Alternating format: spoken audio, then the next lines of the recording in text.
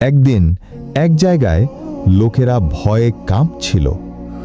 তারা বলল, হে আলী রাদিয়াল্লাহু আনহু, এই এলাকায় কেউ রাত কাটাতে পারে না, কারণ জিনেরা আক্রমণ করে। হযরত আলী রাদিয়াল্লাহু আনহু বললেন, আজ রাতে আমি সেখানে থাকব। রাত গভীর হলে বাতাস কাঁপতে লাগল। হঠাৎ এক বিশাল ছায়া আকাশ থেকে নেমে এলো।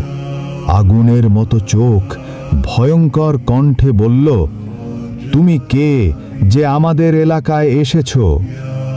হযরত আলী রাদিয়াল্লাহু আনহু শান্তভাবে উত্তর দিলেন, আমি আলী, রাসূলুল্লাহ সাল্লাল্লাহু আলাইহি ওয়াসাল্লামের সাহাবী।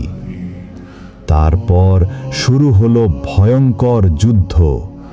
জিনেরা নানা রূপ নিল, কিন্তু আলী রাদিয়াল্লাহু আনহু প্রতিবার বললেন, বিসমিল্লাহি আল্লাহু আকবার। এক আঘাতে জিন প্রধান মাটিতে লুটিয়ে পড়ল।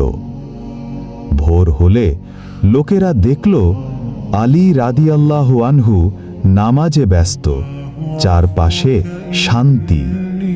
সেদিন